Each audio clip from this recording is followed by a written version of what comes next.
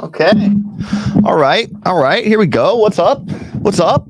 Feeling good today? Tuesday, October 29th. My name's AJ Writes Crypto. Welcome to the show. Thanks for being here. Appreciate each and every one of you. Make sure you smash the like button early in the show. Get us in that algorithm. Let's do this thing. Got a lot to talk about today, guys. I'm feeling good. Super excited. Bitcoin is above 72,000 right now. Love to see it. But at the same time, it has sucked the air out of the room. Alts really haven't popped off yet. Like, yeah. Sweet went back to $2. You know, Dogecoin took off, and guys, we were talking Doge and Telegram 10, 11 cents, probably before that. There were a couple alts that moved with Bitcoin, but a lot of them haven't really. And it is very important, guys. I want to make sure that y'all are still aiming at the coins that have not popped off yet. All right. You basically have to ask yourself this question. Am I going to front run the election? All right. And I think regardless of who wins, it is going to be bullish after the election. I think obviously regulation is better with my man Trump. We know this. We know this moving forward, but also FOMC is slashing interest regardless.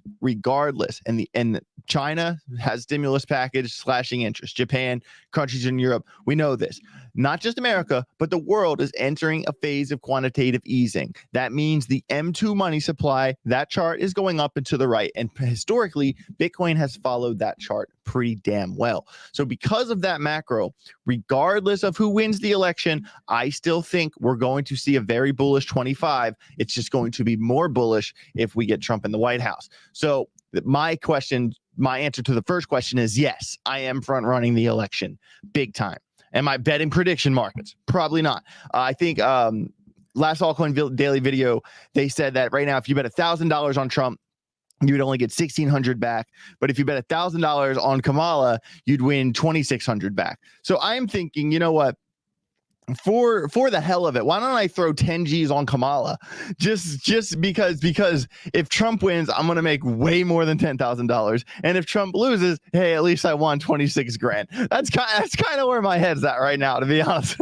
Yeah, I'm probably not gonna do that, but it does sound fun to say out loud. All right, shout out to everybody in the chat. Let me check some numbers here.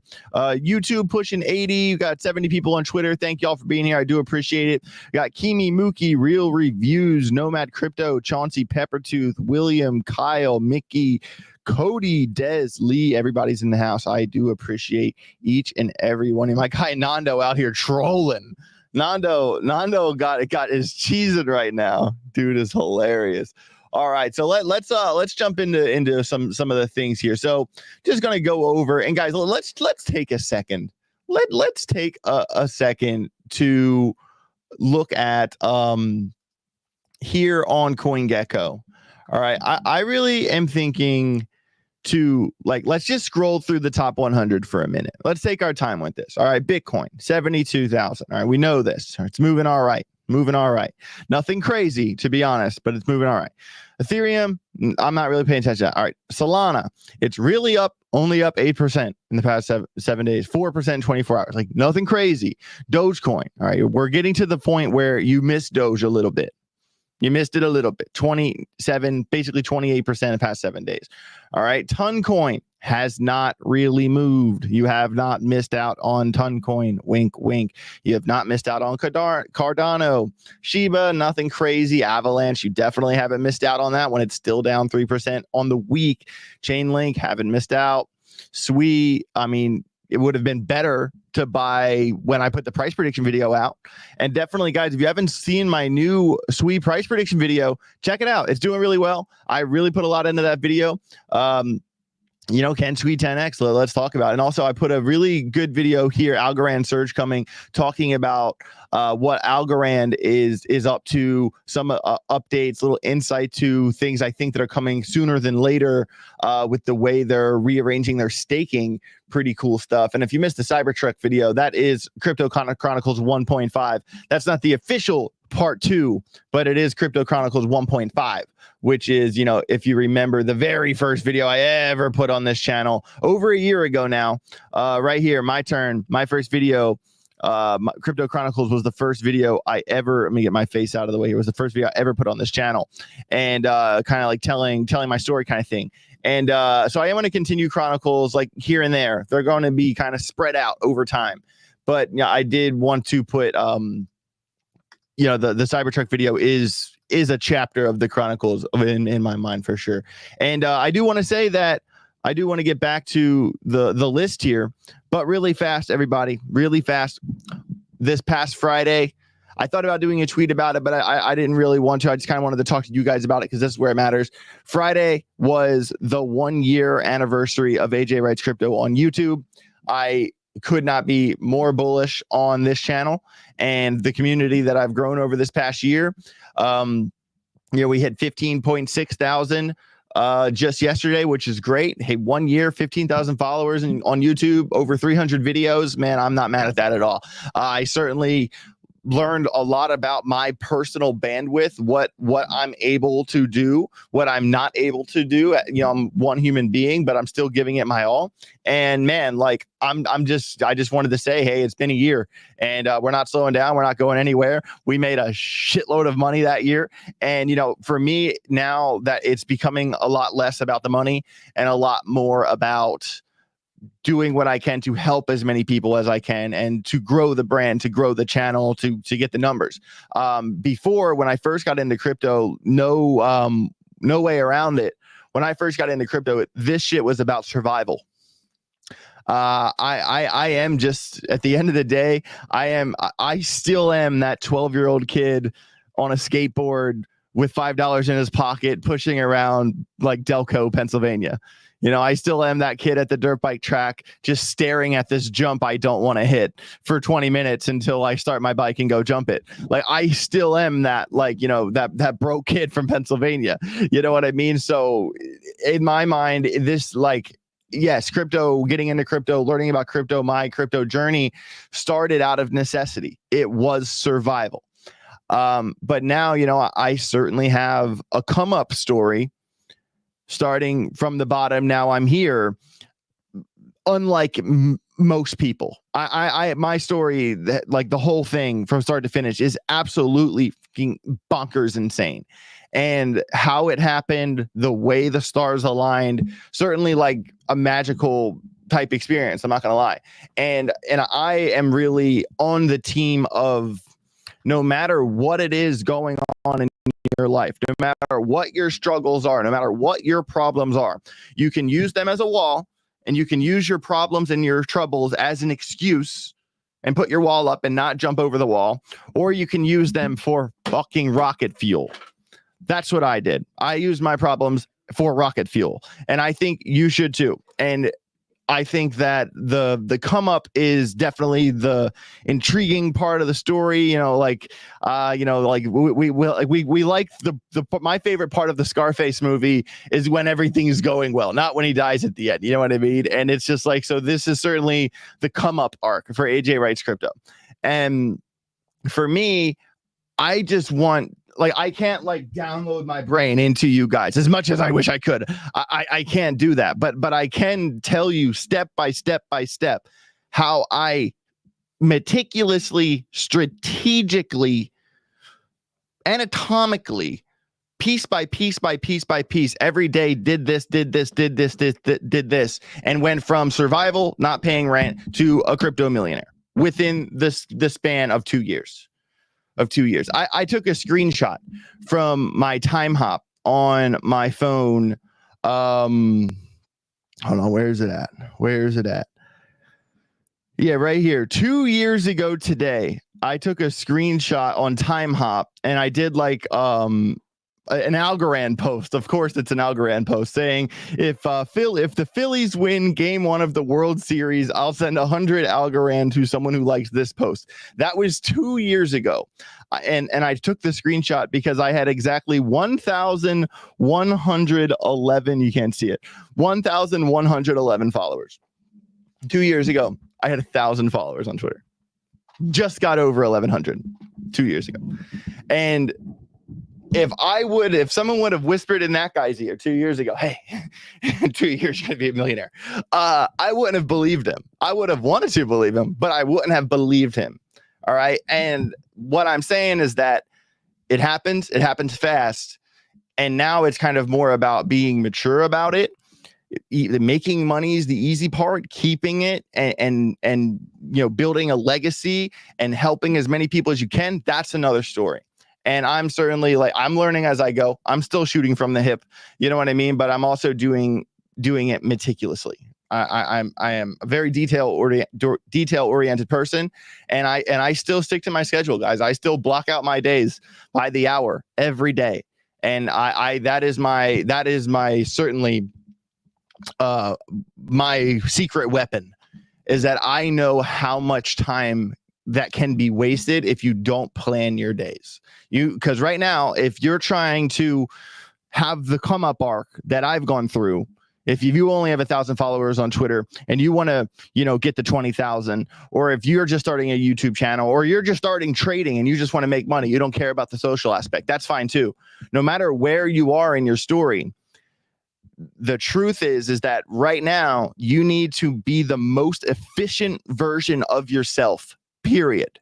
You cannot waste time. You cannot be screwing off, doing all this dumb stuff. You got to really only focus on what's important. If it doesn't make you happy, or if it doesn't make you money, you're busy. All right. And I highly suggest, I'm always going to say this every day, wake up an hour earlier than you do every day until you're waking up at 6:30, 7 o'clock every morning, maybe even earlier. All right. J-Chain wakes up at 5:30. He wakes up earlier than I do. I can't do 5:30. I just can't do it. All right. But 6 o'clock, 6:30, I'm up. I'm researching. I'm on the charts. I'm going. All right. And when you do that and you block your days out by 1 hour and you say, you know what, I'm just going to do it for a week. You can do it for a week, right? You can do it for 1 week. Do it for 1 week. See how you feel. See what you tweak. But when you do it and you actually block out your days, you realize how much time you're wasting. And wasting time is your enemy right now. Right now, you need to absorb as much information into your brain as humanly possible, until you feel your brain fatigue at the end of every day. At the end of every day, I either just kind of lay down and meditate, or I'll play video games. Video games are really good for me to kind of shut my brain off. I need that shut off for a little while because of kind of how high strung I am, and how much I read, and how much I analyze charts, and the things I do every day. It's all kind of heady cerebral stuff. So I do need, it's very important to work and exercise, and it's very important to be able to shut your brain off. And those two things are certain. You also include those into your 1 hour schedules. But I will stop ranting about that. But guys, the lifestyle stuff is just as, actually, I'm going to go ahead and reword that. The lifestyle stuff is more important than the knowledge, than the money part. Because we can make money. We can analyze. We can learn about projects. We can know updates are coming. We can set alarms on our charts. But if your mindset, if your heart and soul is not in a good place, this will not work for you. I always tell people, you become a better trader by becoming a better person. And the lifestyle stuff that I talk about on the channel is more important than the alarms on the charts, because you have to be ready. You have to be in tune with yourself. You have to be dialed in, and you can't have any walls up. You can't have any excuses. You have to know, you have to make time and be selfish with your own time to make this happen. Like I said, I did this meticulously, very detailed the whole time.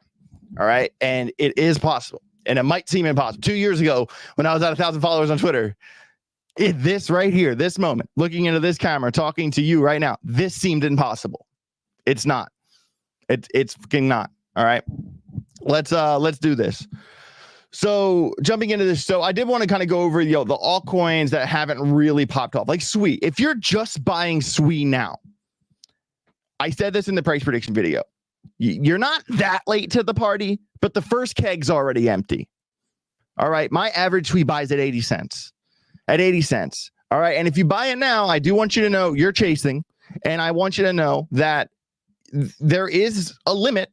There is a ceiling to how high you can go. As of right now, even with the SWE price right here, SWE takes up about 9-10% of my portfolio, my personal portfolio. All right. And I just don't want, I want you guys, if you're really trying to get as many multiples as possible, if you need a 15x, 10x, 20x, whatever, targeting SWE, if you have never bought it before, might not be the best idea. All right. I still think NEAR has a long way to go. This is kind of the sweet spot in the list. I actually think the sweet spot's a little bit lower between here. I like FET. I think FET still has a long way to go. BitTensor, ICP, those three are really good. Dog Whiff, we've been beating that one up in the Telegram group. Optimism has a long way to go. Really big news with Kraken today. I'll get into that. I don't like their tokenomics, but I think if you're only going to hold it for a year and sell it, I think Optimism is a good pick. I've always been big on Phantom, on Render, Hedera, VeChain, all guys. Look, this is really where we start having the conversation.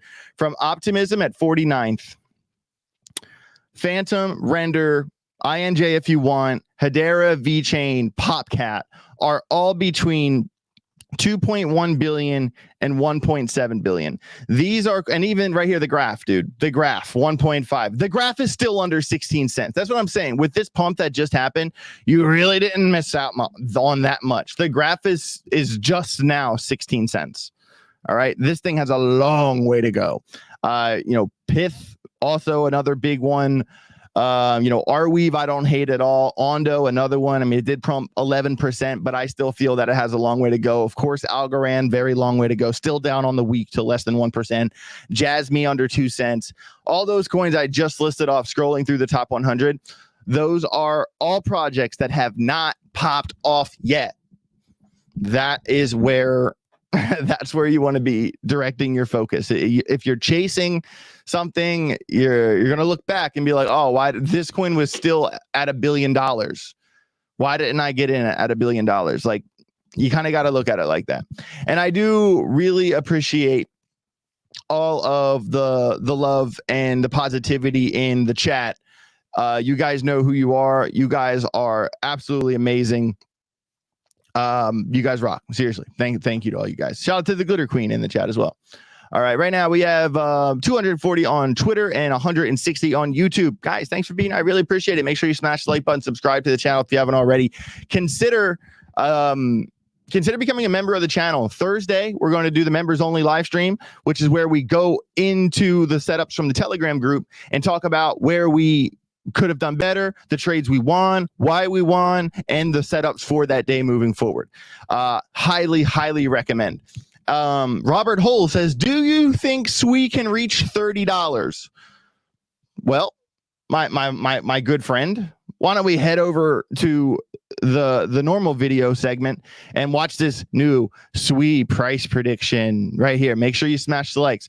And guys, I understand that some people think I was too conservative. But there is no last cycle dominance to go off of. There is no last cycle to look at. Once this thing passes $2.34, SWE is in discovery. There's nothing to go off of. All right. So I stuck with GON theory. And it is very unlikely for SWE to exceed the 1-2, which is the level above the 1-1, which is the 1-1's the most important level. It is very unlikely for SWE to exceed that next level above that. So I followed GON theory on this one for the most part. If it exceeds that, amazing. But like I said, there's a difference between my price predictions and my personal target. My personal target for SWE is 481. It's 481. That's all I need. That's all I need for my 80-cent entry. That's all I need. And I think it's more important to set your goals, pragmatic, achievable goals. All right. And say, if I'm in a position where I really only need a 4 or 5x, and that's just gravy. It's all gravy at this point for me, really. All right. And at that point, I'm not going to sell it all.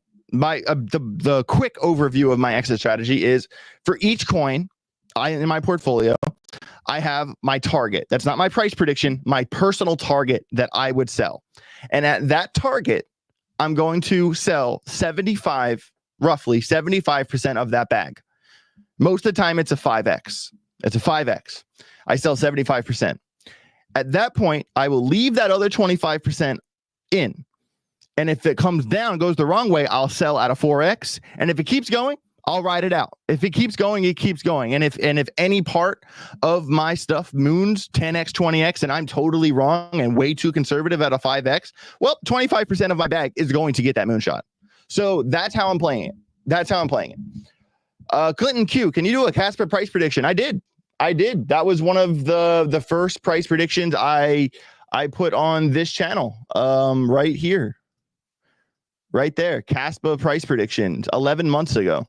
Might have to revisit that one. To be honest with you guys, I've made so many of these videos. I don't always remember what I said off the top of my head, but I do have like a spreadsheet and with notes next to it because like how Dumbledore has like the pensive and he pulls like the memory out of his brain and like drops it in that little swirly bucket. Like I need one of those because man, I've read so many things that like I don't remember everything, but which is why I take very detailed notes. And it's easy for me to like refresh stuff, if that makes sense. All right, so I do want to quick look at the gainers and the losers. We running away with it. Popcat, Dogecoin, Pendle, Dogwhiff. Do you know what's so funny about this setup?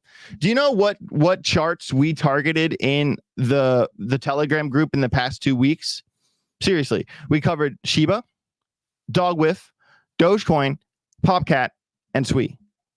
There's a couple others, but the main ones in the Telegram group are 6 of the top 7 winners right now.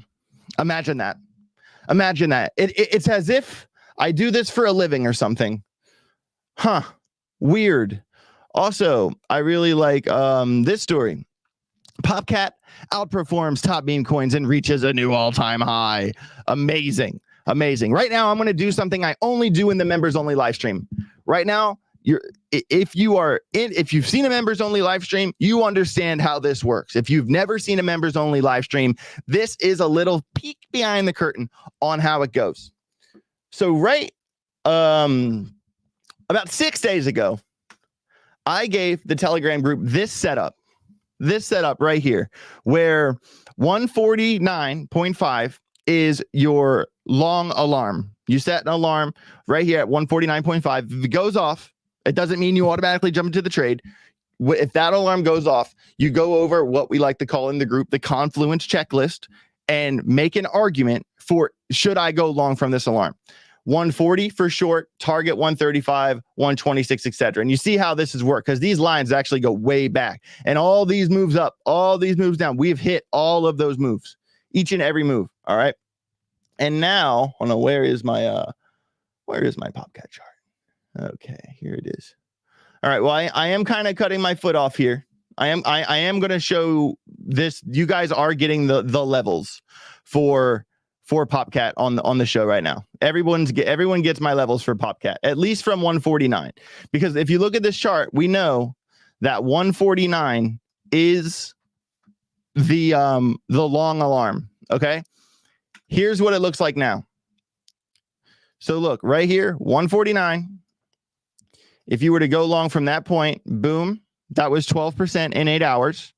All right. And then once it came up to here, we drew this line across at 168 and we caught this short on the way down that actually came all the way back to 140, 135. All right. And then really from the break of the 149 alarm again, because we leave our alarms on from right here, boom, we're talking 23% in 22 hours. All I ask of you guys in the Telegram group is to leave your alarms on. And what do I mean by that? So let's say we're going to watch this 168 level. We click on this line, we click the clock. All right. Instead of hitting the trigger on only once, we click once per bar. All right. And then we could type alert name SR Popcat 1.68 lost. All right, create. So now this alarm will go off every time it crosses this level. All right, that is extremely important in the way we do this. We like to trade in what we call conditional ranges. All right, and it is very, very effective, especially when you combine with Confluence. So now, what do you do now? What do you do now is, of course, you set an alarm at the new high, because if we're going to be in discovery, we have to use the previous high, like we did right here with 168, as a landmark to go long, right? And what would have happened if we went long from the break of 168? Right there, that was still an 8.79 trade. That is still a great trade. 8%, come on, that's amazing. I'm cool with 3%. With the leverage I run, even less, 0.5%. Give me that money. Scalp. Rinse, repeat. All right. I will, kind of zoom in, and 12-minute chart is where we like to generally run a lot of our setups, is because of our EMA strategy. And right here, the break of this level at 148, that same level that I gave you before, 149.5, that same level. So right here, there was, the EMA kind of bounced off, and that curvature right there. And I bet you on market side, if you're here, let me kind of zoom in and kind of break this down a little bit. I bet you, look at what happened on market cipher at that same point. We were coming up in the oscillator, coming up on the RSIs, guys. That was a setup for days. The Confluence for days right here. Boom. 22% in 22 hours. Let's go. And guys, if you like to join the Telegram group, big shout out to my guy Ogre for making this sweet new graphic. This is the last week of big wins in the Telegram group from the traders in the group. He put this together. Big shout out to him. And just these are the wins from the traders in the group in the past week. Not bad. Pretty damn good, in my opinion. Give me an email, ajalphagroup@gmail.com. So a little bit earlier in the show, we talked about optimism and how optimism is, is a pick that I like. I do like optimism for, maybe a 7 to 8% portfolio type pick. And this is actually really cool. Kraken picked Optimism's super chain after getting a pile of OP tokens. CoinDesk is first to report that the crypto exchange Kraken decision to build on Optimism's OP stack framework came with a big, previously undisclosed grant from the Optimism Foundation of 25 million OP tokens, worth about $42.5 million at the current price. Guys, I that does sound like a lot of money, but in like crypto world, that's not that crazy. And to be fair, this is a win for both projects. I think this is a big win for both projects. Also, a little bit of insight. I'm not going to say names, but at the UFC 306 fight at the Sphere in Las Vegas, I was very fortunate to meet two guys that worked for the Kraken. I forget like the exact name of their role there. It wasn't the foundation. It was institutional. That's the word I couldn't think of for some reason. They were like a part of the institutional team for Kraken. And I can't say anything. I can't say any names, but like the deals they're making and what they're doing is like pretty damn impressive. And obviously that the fact that they're going to be working on the OP stack on that. What is happening? No. Okay, there was an ad that started playing on that window on the computer for no reason at all. Okay, but yeah, big shout out to them, and shout out to Optimism. I think it's the story seems like a lot of money, but in crypto, like I said, it's not. All right, here we go. All right, I am going to give you my take on this story. Trump's momentum is too big to rig. The Bitcoin candidate will win. I think it's game over for the Democrats, and of course, written by Bitcoin Magazine and Bitcoin. That's who. Bitcoin, the Bitcoin conference where Trump spoke. So of course, this article is going to be a little bit biased, millions and millions of users about, the Donald Trump victory. But, and obviously, guys, we do have to, I am going to talk the election for a minute here, because it has really big crypto implications. And like I said, regardless of who wins, I still think it'll be bullish because of the M2 money supply. The world's entering a phase of quantitative easing. That's pretty simple. In terms of who's going to win or lose, I watched the Joe Rogan podcast. I think that I think Trump could have done a better job using that podcast, although YouTube kind of pulled it down. That wasn't really cool of YouTube to do that. You couldn't like search for it and find it or whatever. But Joe was kind of chasing Trump around for like an hour. Trump wasn't letting Joe steer the ship. And it's really important early in an interview to kind of assert dominance in the fact of like, hey man, like, please don't speak, please don't talk over me. Because it really made the conversation tough to, you know what I mean? So that part, it was a little rough. And I think Donald could have used that conversation. The last hour was good, but the first bit, there was kind of so much like talking over each other that I was like, damn, like that's not like the best look. Joe was chasing Donald the whole time. And I felt Donald really had an opportunity to say like why I'm better. This is what I'm doing. This is why we're winning. This is why they're bad, blah, blah, blah. But for a while, Donald was just so relaxed and just kind of talking to his buddy Joe. You know what I mean? And I did like the part about aliens. There is something out there. We all know that. We all know that. But I know they didn't pull it down, Lee, but they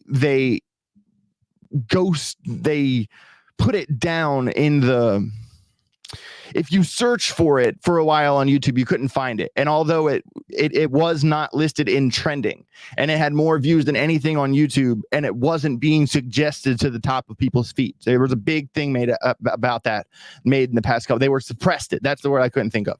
All right. And shadow banned. There we go. All the words I couldn't think of that second. But yeah, so that was not cool. But I overall think the interview was good. It was probably better to do that interview than not to one at all. I thought it was going to be a little bit more packed full of punches. There is kind of the conversation on if Kamala is going to go on Joe Rogan now. Basically, Joe wants her to come to Austin. Of course, she wants Joe to come to her. Joe doesn't operate like that. You can't summon Joe Rogan. I don't care who you are. And so I'm not sure if we're going to see that one. And honestly, I don't think she really wants to do Joe Rogan. I think the reason because let's be honest, if you want everyone to hear what you have to say, where are you going to go? Joe Rogan's podcast. The whole world listens to it. All right. And the fact that she's not bending over backwards to do that interview on October 29th says a lot. The fact that she's going to make Joe come to her. Why is that? Because she said that she would only want to have a conversation for an hour. Do you know why? Because Joe said that I don't want to interrogate her. I want to talk to her like a human being. I want to talk to her and figure out who she is. Kamala Harris doesn't want that. Kamala Harris does not want to go down that rabbit hole. She is not a high IQ individual. The cackle is bad. The word salad is bad. Guys, she is unburdened by what has been. All right. And I can't, there's for the life of me, I don't think she's going to do the interview out of fear, to be honest. If she does that interview before the election, I'll be wrong. I'm fine with being wrong. I've been wrong before, but it says a lot about her that she's not jumping on that opportunity. It does. In terms of, this article from Bitcoin Magazine, I would love to see, obviously, a Trump victory, but I did see, hold on, I'm going to try to find this video. Maybe you guys could give it a watch after Altcoin Daily. Big shout out to the homies at Altcoin Daily, by the way. I had a really nice catch up with Austin the other day. We talked on the phone, for like 90 minutes, man. And we just kind of caught up on everything because these are really good friends of mine. And we like hang out at conferences and stuff. And it was just really cool to catch up like that. And really good friends of mine, make really good content. But where is this video? Which one is it? Oh, that's not. I need to go to the latest videos. Videos, crypto news, prepare. Where's the new thing? Right here. Revealed BlackRock and Kamala's secret plan to 20x Bitcoin and control crypto. This interview right here, it's 16 minutes long, released 5 days ago. This right here, watch this interview. Watch this interview. It is really, really good. It's probably the best interview I've seen the entire election cycle.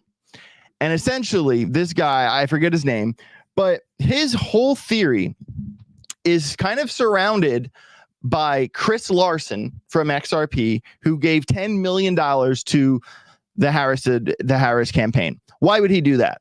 Why would Chris Larson, the dude from XRP, who's been getting his teeth kicked in by the SEC under the Biden administration, give $10 million to Kamala? Jay Chain's in the background. Why would he do that? I know why. Because this guy postulated on the Altcoin Daily interview that someone at XRP has done the math. And essentially, because of the illegal immigrants that have come across the border, literally the day one after Trump's presidency concluded, they opened it back up. When you throw around the word invasion, that word, in World War II, the Germans invading Poland, that was 1 million Germans. 1 million. That was coined an invasion in World War II. Since the borders have opened, we're talking 28 million people that don't live here, came here. If 1 million from Germany to Poland was an invasion, what is this? This guy continues on by basically saying that because of these immigrants strategically being placed into swing states, into crucial states, that Kamala ultimately will win the election. And he believes that someone at XRP has done that math, and they gave her $10 million to kind of, hey, let's not totally kick our teeth in when Gary Gensler doesn't get fired. That's what he said. Do I agree with it? No. Do I think he's right? I hope not. He could be. But there's certainly been some dirty games getting played here. And the prediction markets on Poly Market, as great as those statistics are, you have to understand that, most people in America can't just go place a bet at Poly Market. You need a VPN. You need to know how to use crypto. And it's probably people from not in our country placing those bets too. I don't put complete stock. I do think it's good that they're betting on Trump. That's great. But you do have to look at every angle here. All right. I always say, even with a trade, you need to look at every single option. And what this guy said in that interview, I will show you the thumbnail again. This one, the Prepare Revealed. That's the one. Watch that interview. Very, very good stuff. Great interview. Hopefully that guy's wrong. Solana Strategies CEO Leah Wald says its business and treasury are aligned, unlike micro strategies. All right. And essentially, this girl here is basically, the Michael Saylor of Solana. And Solana Strategies, just like micro strategies, is already kind of waking up a little bit, trading under the HODL ticker in the Canadian market, over the counter in the US as CYFRF. Sol Strategies is up 1,500% year to date. In the past week alone, it has risen 129%. Damn. Not bad. Meanwhile, Solana price is 7.9% this week, outperforming Bitcoin and all large cap altcoins. Solana has woken up. I remember if we go back earlier, past couple weeks on this channel, when we look at the top 100, I've said every time we go over a Solana, I say, damn, Solana's at $150. Feels cheap. Well, now it's 180. And I have bought, some Solana for my personal portfolio. And I do want to take a second to go over the Solana chart here. I'm fine with showing you guys this chart because I'm not going to show you the exact numbers. But basically what we're looking at here for Solana is this right here has been like the buy area. All right, I would say this box down here, kind of between 135, 116. That has been the really good value area to buy Solana. All right, we are looking at a daily chart here. And when you kind of connect the dots on this trend line from the wicks here, you can see that this thing is still a little tiny bit. It's like on that line. All right. And if you wanted to draw it from the body of the candle, you could draw it like this and declare breakout. But I always like to do both. I always keep an eye on that. Okay, it broke out from the wicks, but from the body, but not from the wicks. It could get a little bit confusing for some people, but honestly, what really is the most important thing is support resistance. Right here at 188, and right here, this wick is also important because it kind of touches back here as well at 193. Okay, Solana has to get past those levels. And from right here, we're talking 4%, 6.9%. There's no divergences forming yet. It is up in the RSI, up in market cipher. I mean, it doesn't look bad on the daily. It looks like it easily could continue. You also want to keep an eye on the kind of angle of this uptrend here, kind of one of these. In the event Solana turns around, you are going to want to know if it loses this. Basically, what I'm saying is that it could come all the way down to this line and technically still be in this uptrend. All right, so that's also something to pay attention to as well. And also, right now, if I was to do a setup on Solana, I would consider this support resistance level here. All right, and of course, even this support resistance level here. And then I would use these levels here as targets. All right. And then this level here as a target. So I would say right now, to set alarms, Solana is conditionally trading between 185 and 175. So basically, I don't give a shit what happens with Solana if it ranges like that. I care about the break, and the break is where the real trade is. Just like how this was big support resistance here. Big support resistance here. And look what happened. The break. That is the trade every time. And this level was given to the Telegram group. All right. Top to bottom, we're talking 12.7% in 11 days. Not bad. Not bad. Bitcoin, man. Bitcoin's kind of hard to not talk about it right now. I am here. What was the Bitcoin chart I wanted to? It's not the same one. We can start with Bitcoin dominance, actually. Share this tab instead. This thing, guys, Benjamin Cowan, man, I got to give it to him. He said 60%. No one wanted to give it to him. Every time Bitcoin dominance came up and turned around, they said, oh, Benjamin was wrong. Oh, Ben Cowan was wrong. Oh, Ben Cowan was wrong. And I'm thinking to myself, Ben Cowan's right. Yo, Ben Cowan's right. Like, you know what I mean? And yeah, 59.91. I think we got to go ahead and give him that.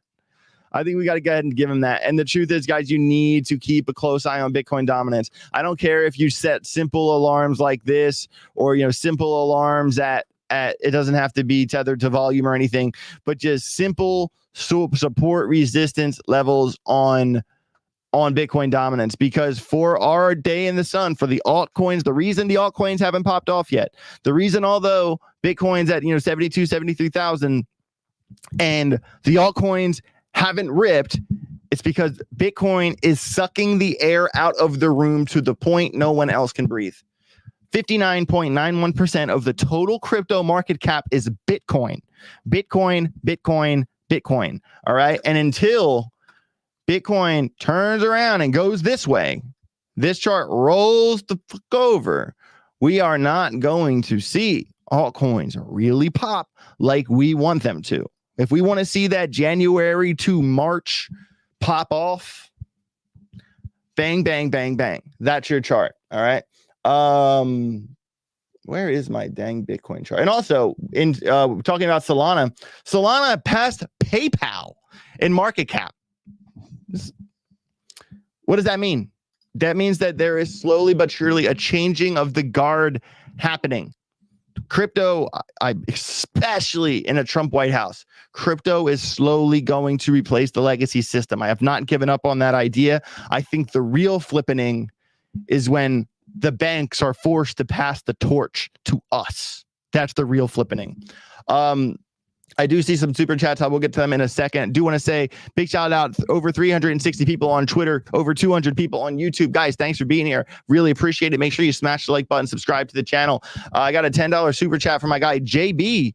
Appreciate the $10. What are your Confluence checks and what verification do you look at when you get a set alert? That you can learn that by coming over to the Telegram group. That is prized information that I'm not going to just say on any YouTube video. These are things that I have developed a strategy of trading that I do touch on. If you really wanted to comb tooth my normal live streams for this past year, yeah, you probably could get the gist of some of my strategy. But if you want the juice on my strategy and what the Confluence checklist is, how to properly go over it, how to react or not to react to a level, I'm not going to say that on the channel. These, because specifically out of respect for the over 200 traders that are in 220 traders now that are in the Telegram group. If you want the juice, bro, come on down. You're the next up on The Price is Right. I did see another super chat. Campbell, $5 super chat. Possible to trade on Coinbase with your group or not worth it since you can't leverage trade as far as I know. So yes, you cannot leverage trade on Coinbase. There are people in my group that join my group that don't leverage trade, that still join my group because they want to see what people are leverage trading. And my group is more than just leverage trades. I do a lot of times it has to do with leverage trading, it has to do with levels, but I do talk about other strategies. I do talk about portfolio builds. I talk about coins I'm looking at, why I'm looking at them. I did like kind of a write-up on Avalanche, not too long ago. There is more value in the group than just charts. It could be possible. But also, there's never been a better time to learn how to leverage trade.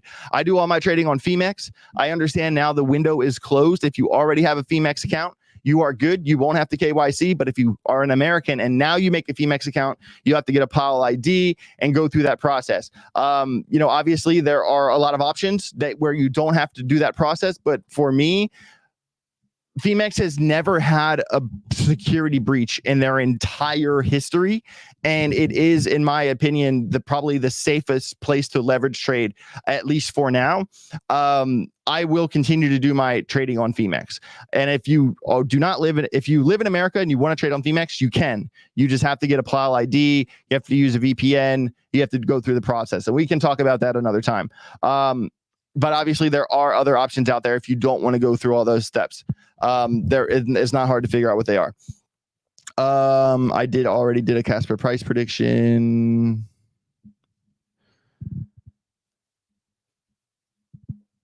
Coinbase allows leverage, but you have to go through their approval process. What?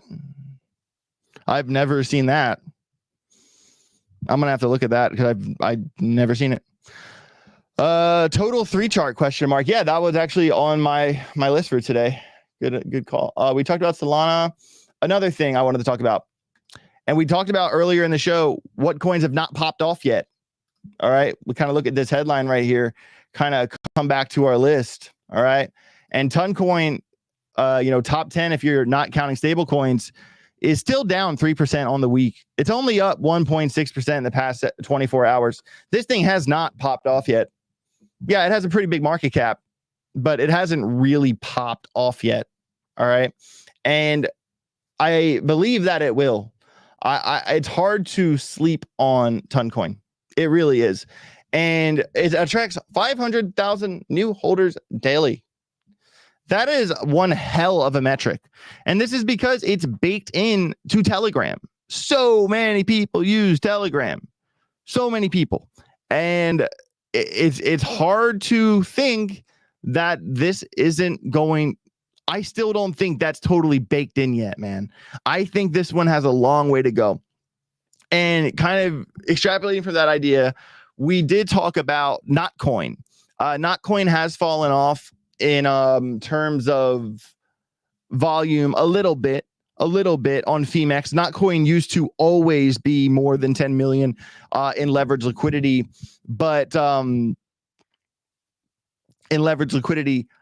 but at the same time, the hamster combat has not at all popped off yet. All right. And I'm like kind of unsure because this is a newer pick, because basically Toncoin kind of destroyed it. It ripped up like completely. And Notcoin, when it first came out, it kind of came out and it came down. And then I started stretching the back of my head when I saw the PHEMEX liquidity push up. And I was like, okay, so Toncoin already ripped. Telegram has all these users break in. This coin came out, came down, but now it has volume. This thing's going to rip. You know what I mean? And I remember in Barcelona, a lot of really good charts went up in Barcelona. We caught Popcat at like 30 cents. Notcoin, we caught a couple really big moves on Notcoin. And I think that anything under the Telegram umbrella is probably going to do all right. Ultimately, my point. All right. And, with this many people coming into the show, and then you kind of come into the hamster chart here. Okay, just like Notcoin, it didn't have the best start. We can all agree this isn't looking that flashy. But to be fair, on the first full momentum wave on the daily chart, we got our first green dot, ladies and gentlemen. We got our first green dot. All right. And just for the sake of argument, let me get rid of that insanely wild circle there. Let's kind of come in on the 2 hour. And guys, as you can see, EMA on the 2 hour, even worse than the 12-minute strategy. Anytime you see the price just getting pushed down, and the 50 EMA, that red line is above the price action. Bearish continuation. All right. That's what that is. And now we can actually see how far away the 200 EMA is from the price now, to the tune of 20%, and would earn a breakout on the way. All right. I think, and even with, pretty big time bullish divergence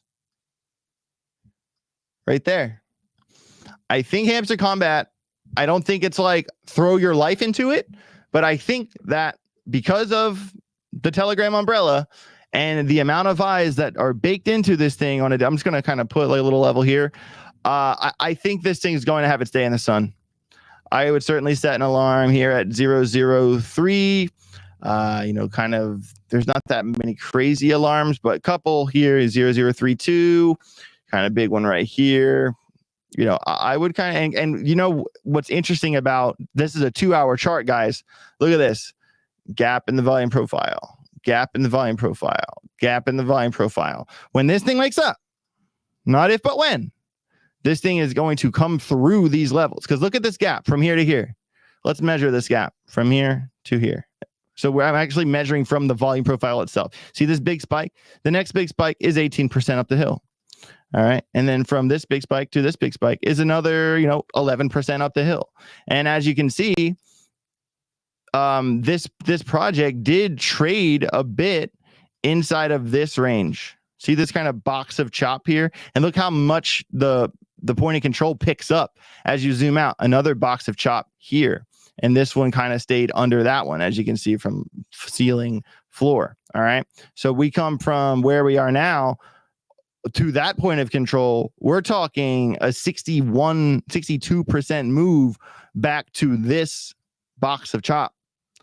I'm not saying to put your life on the line here or do anything dumb, but given the Telegram umbrella, how Notcoin had a very similar start and ended up having its day in the sun, I think hamster combat's probably going to have its day in the sun.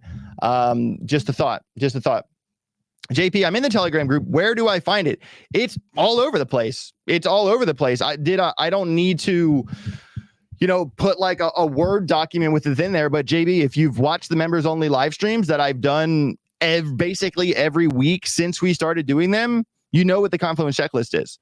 Other traders in the group aren't asking me that question like that, let alone publicly on a super chat. If you watch the content that I give the group, you know what the Confluence checklist is. If you want me to spoon feed it to you and make it in a Word document and put bullet points and stuff, I'd be more than happy to do that if you'd like. But the point is to watch the videos, is to if you're in a group, you watch the group, you follow through, you stick to what everyone else is doing. You know, when people are like, hey, why didn't you put any post on Friday? Why didn't you post up any setups on Friday? Well, the members only group was on Friday, and I gave all the updated charts to the members only group. You know what I mean? Like you can't get frustrated with me if you're not watching the videos that I'm giving the group. You know what I mean? Like what else do you want me to do? You know what I mean? Do you think DOT will reach last cycle's all-time high? Absolutely not. Absolutely not. DOT is not it. Not it. I just don't like this. The whole thing with Gavin Wood. I don't know what happened or what didn't happen with Gavin Wood, but at the same time, it's like it's just one of those projects that I don't know. I'm gonna pass on DOT, bro. I'm gonna pass on DOT big time. I know Ben has passed on this one, but I refuse to give up. I completely refuse to give up. This is weird, man. Cardano shifts focus to enhance Bitcoin as a layer 2. Insane. In a surprising turn of events, and that's certainly a fair combination of words there. In a surprising turn of events, Charles Hoskinson has changed his mind about Bitcoin.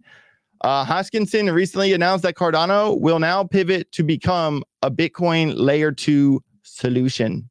All right.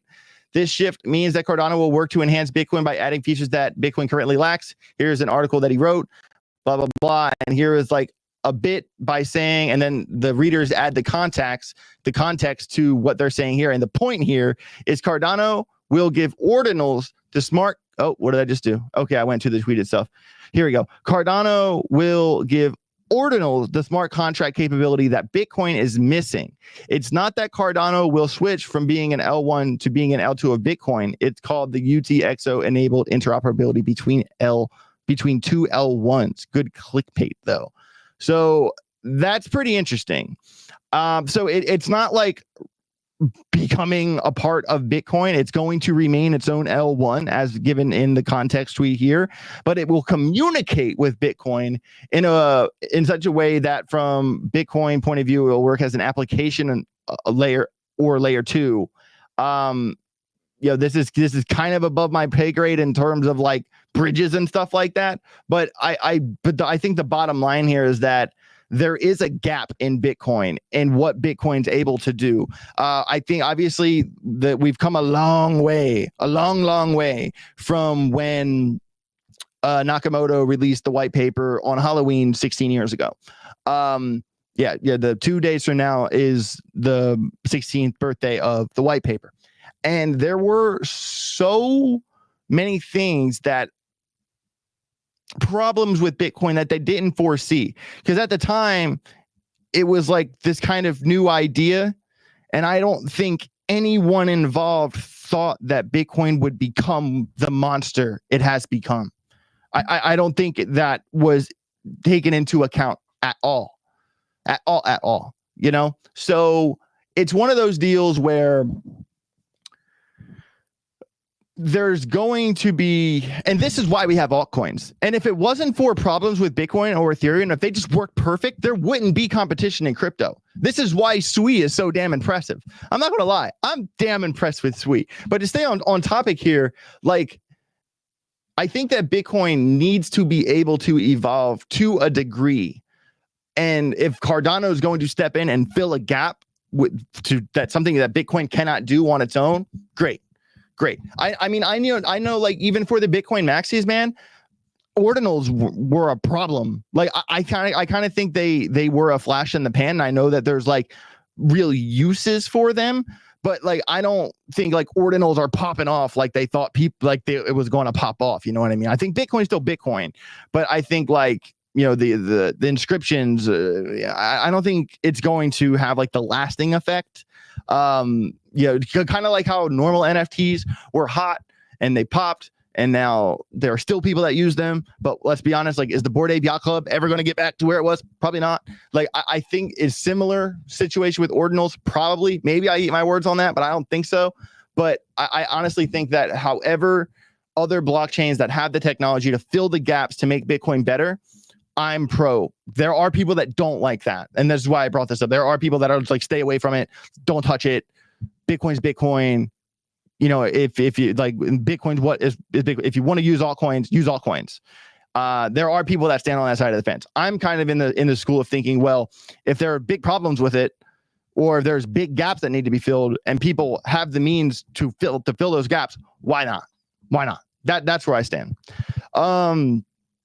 Cannot wait for Vet to Pump from Manchester, UK. My guy Bernard Donaldson. Hey man, dude, shout out. Thanks for watching this show from the UK, man. I can't wait to go to London one day. I cannot wait to go to London one day.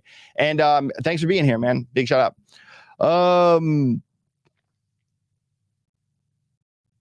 Look at my guy Juan. Helping out our friend JB. Good job.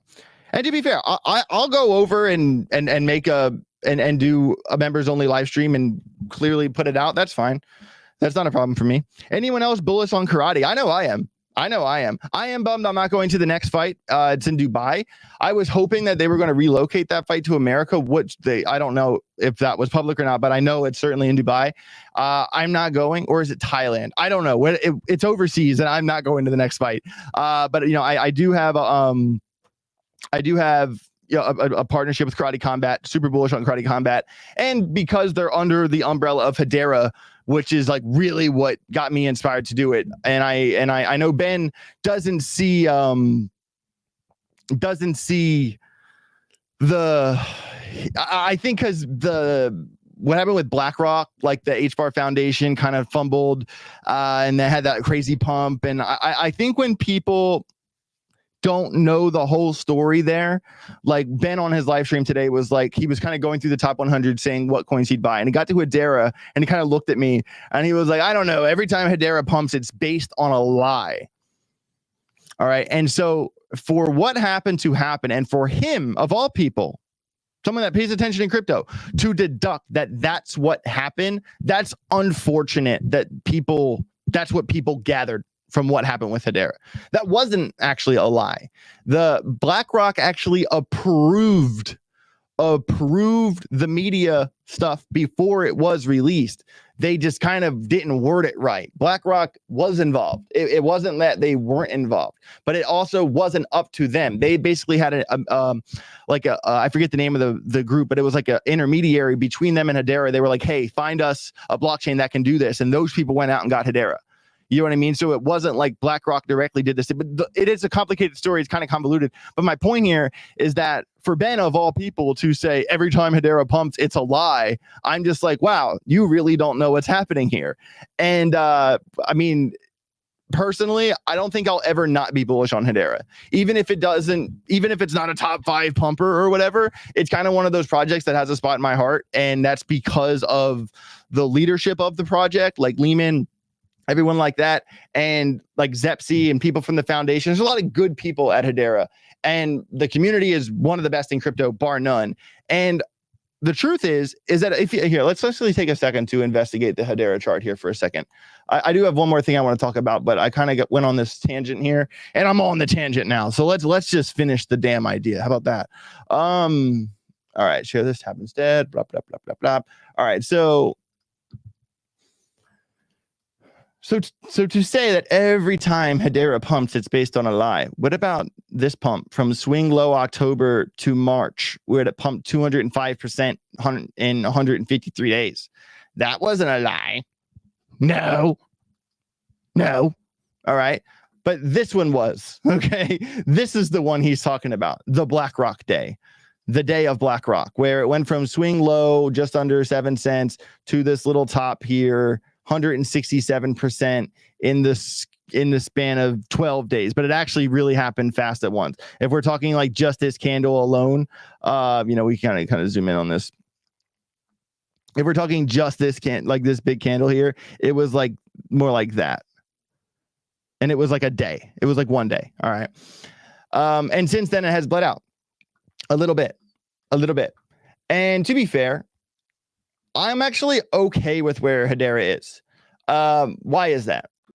One, this is like the no level. This one right here. And that is, under 4 cents, 3.5 cents. Because this is like the low. the low for Hedera. Another interesting thing is if you come from here, it's still respecting this level. Let me make this one smaller. All right. Bang, bang, bang, bang, bang. All right. Bum, bum, bum, bum. And this one is the most important one right here. Okay.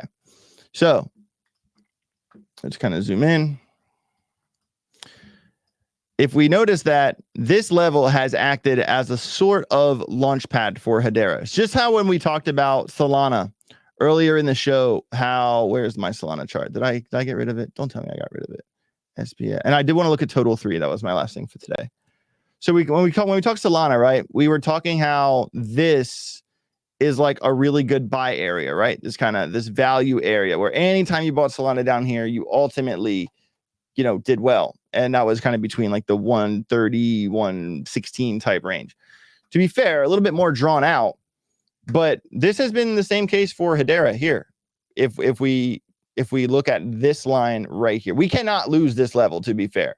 Why did my, one second, brush this one right here. This level is at 0.0445. We cannot lose that level. For the love of God, we cannot lose that level. All right. We lose that level. I'm sad. I'm very sad.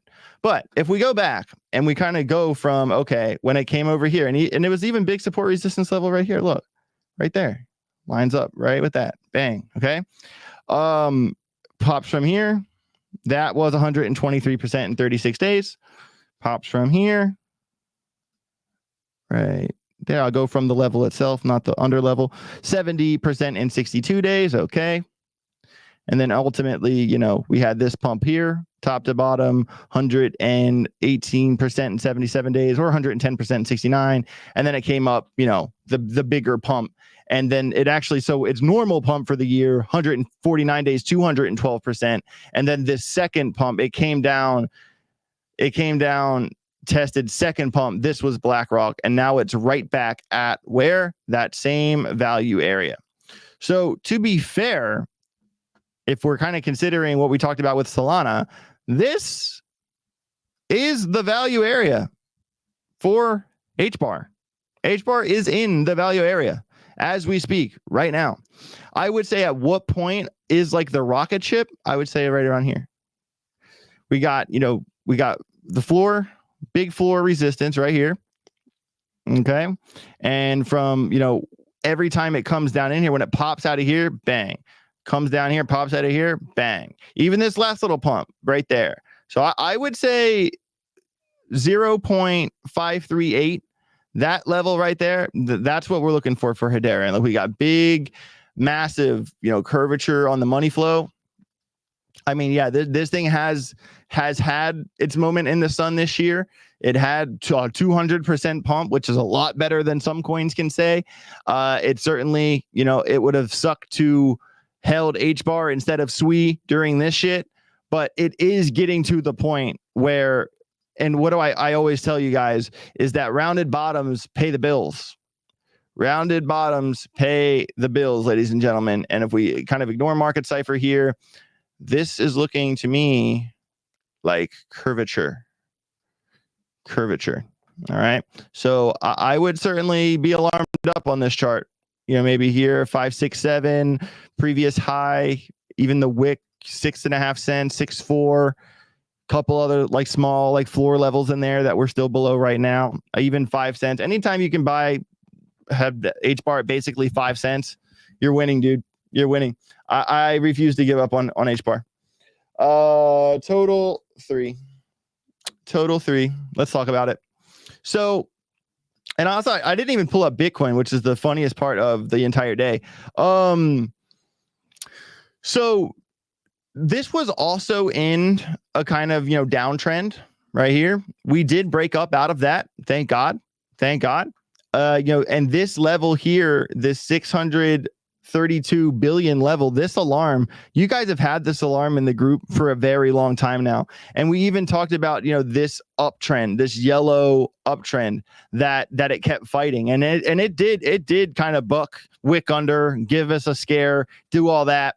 And we are still kind of right at these levels for total 3. The 632, That was the big alarm. We are above that now. We are at 638. But if we look at what happened earlier this year, right here, not long ago in October, right here, the end of September, right here back in July, and then this level right there, that is where we've been rejected. So we really need to see total 3 get above this line. Very, very important. That's at 250.8 billion. And this next one to 664 billion. It gets above 650 and 664. It gets to here. We can have a conversation.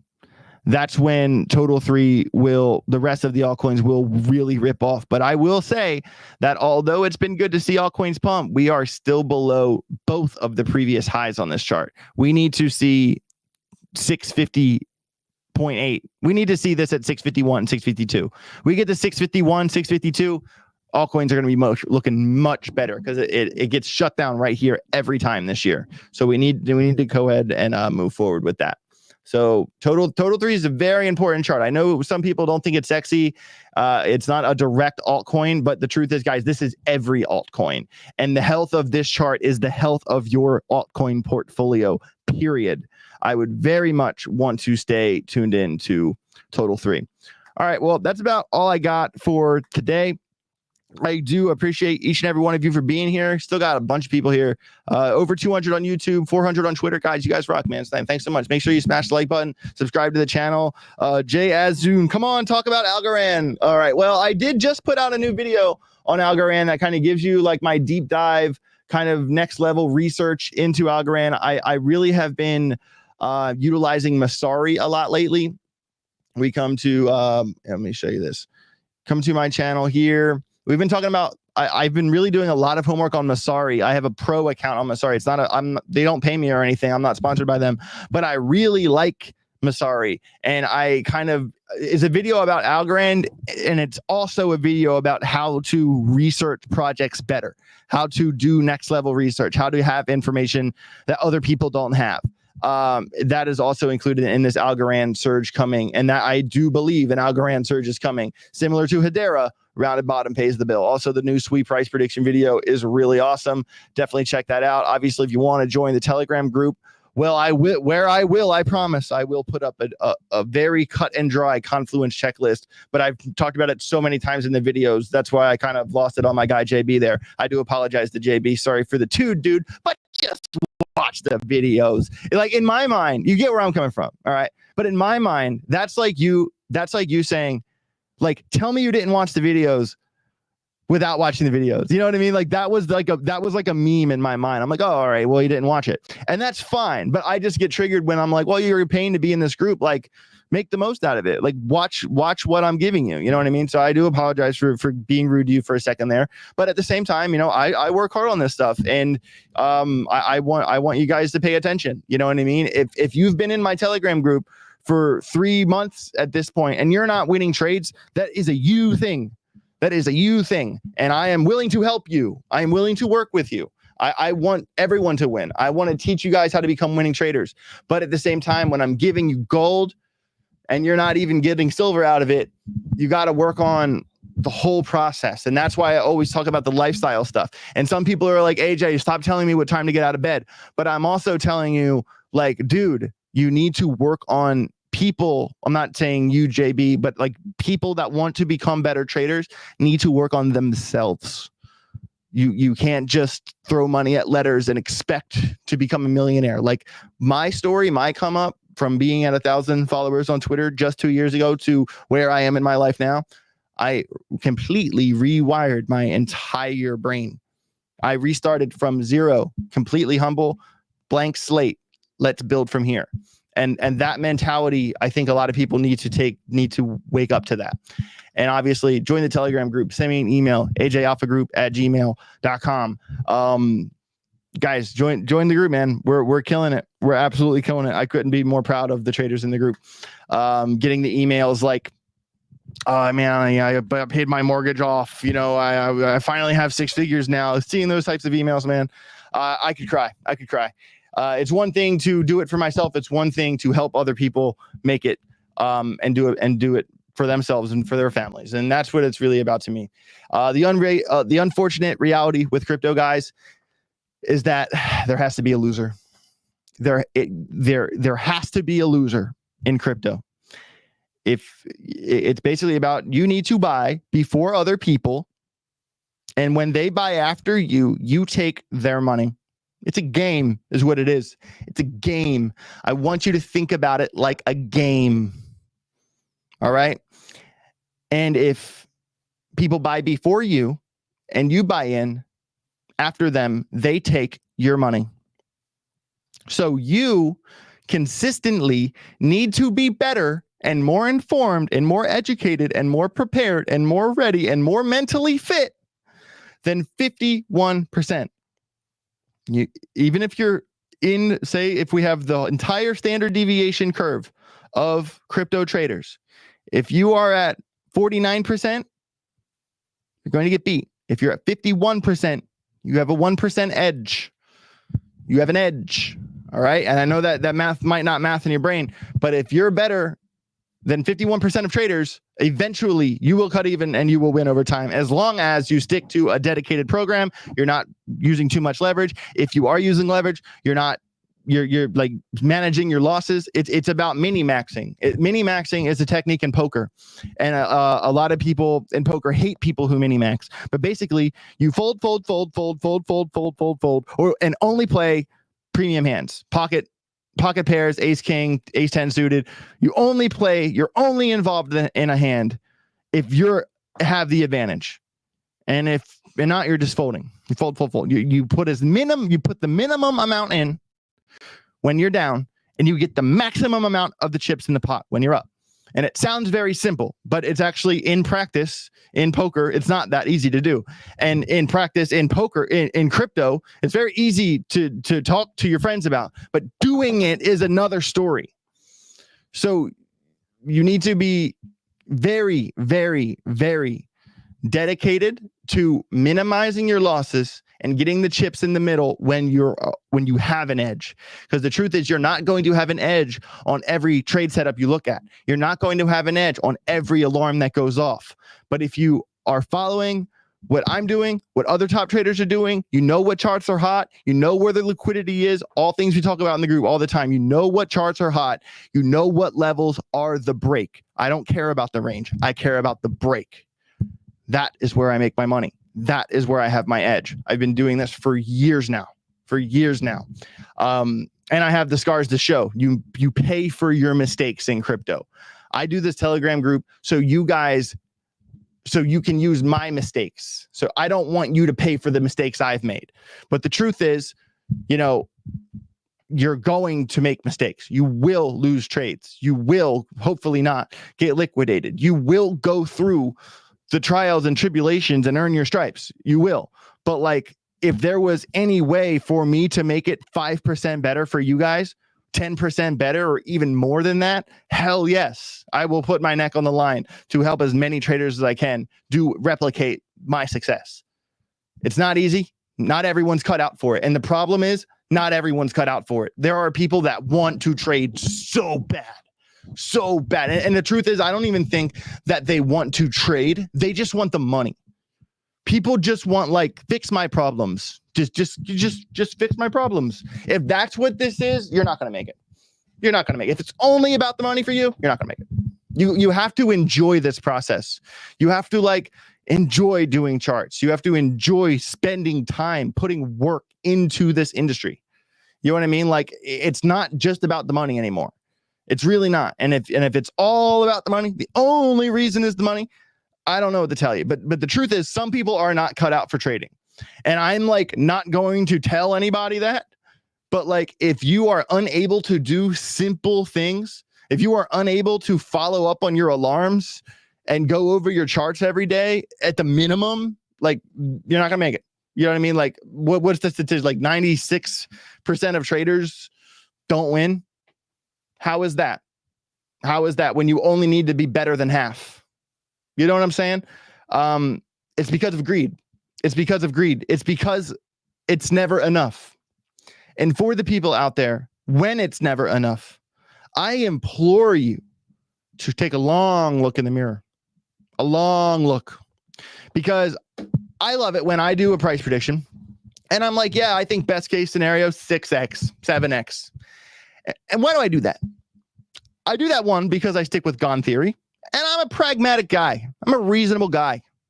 I like to keep things like in the wheelhouse of what's actually possible. The problem is some people only watch the content of the people who tell them what they want to hear. I'm going to tell you what you need to hear, not what you want to hear. I don't really particularly care if people like me or not, but at least you will know what you needed to hear. And the truth is that for the people that only listen to the influencers that tell you that things are going to 15 or 20x, when that's never going to happen, by the way, you are holding your bags, waiting, looking at your watch, waiting on this miracle to happen. And when we get to the point in the bull market where you could have took that 5x, you could have took that 6x, you could have took that 4x. Hell, I'm taking a 4x. I'm cool with that. You're going to not take those gains. And then you're going to ride your bags right back to the bottom. And it's going to be everyone's fault except for your own in your mind. It's everyone else's fault. It's the guy who made that video. It's his fault. It's not my fault. It is your fault. It's up to you. What I like about crypto is that my fate is in my hands. What I hate about crypto is that my fate is in my hands. Okay? This is up to you. That's it. And if you watch a video and you're like, oh, it's going to at least 16x. If you're that guy, I'm sorry, because no matter what the price does, it's never enough. And for the people that have the fallacy of more, like more is a cancer. More, I want more. It's not enough. That is a cancer. Because you will always compare upward and only think about the things you don't have and not be grateful for the things you do have. That's a problem. 2, when you actually make gains, you will never realize them and you will invariably get wrecked because it's never enough. You guys need to take a long look in the mirror and think about what is enough. Where do I draw this line? Where am I good? Where am I set? Guys, it took me longer than I thought to make the money that I've made. All right. And I didn't get there by being greedy. I got there systematically. Okay. When you really think about it, $1 million isn't that much money when you really think about it. All right. And when you rewire your relationship with money, you're not going to get excited if you win $500 and you're not going to be destroyed if you lose $500. You need to find a middle ground where you are willing to ride the roller coaster and you're willing to get off the roller coaster at the top or at least close to the top. You're never going to sell the bottom. You're never going to buy the exact bottom. You're never going to sell the exact top. And every trader, including myself, has a story when I bought the exact bottom or sold the exact top. But that is the exception, not the rule. Every time. Every time. If we really want to tit for tat with other traders on positions on when I said to do a thing, I'm up there with the best of them. There's not many people on YouTube that have given out the positions that I've given out. Like, prove it. I'll prove it. Go back. And I have a year full of videos of I can point. Oh, look, I said that right there. Look what happened. Oh, I said this thing right there. Look what happened. I do it every week. But it's more about that's cool to say and all, but it's really more about the money you actually made in the middle. You're never going to buy the bottom. You're never going to sell the top. If it's a 200% pump from here to here and you made 30%, pat on the back, bro. Great job. Great job. It's not about getting all the juice you can out of the squeeze. It's about being pragmatic and knowing when enough is enough. You have to be ready and willing to draw a line in the sand, regardless of the tides, and say, this time I made enough money. I don't need any more. I did good. Let's find the next trade. And that's the beautiful thing about crypto. Some people have this like deterministic mindset that's like, oh, once the bull run's over, that's it. That's it. I'm done. No. Guys, you make money if the chart goes down too, right? You know that, right? Do you know a bear market's a bull market upside down? You ever think about that? You know, it's not the end of the world if the price of a coin doesn't go to the number you want. Because if you know what you're doing in crypto, you're making money either direction. That's what I'm trying to teach you guys. I'm trying to teach you the finesse. It's not about what a chart can do. It's about what you can finesse in between. All right? You need to be willing to say when enough is enough. Get rich or get wrecked.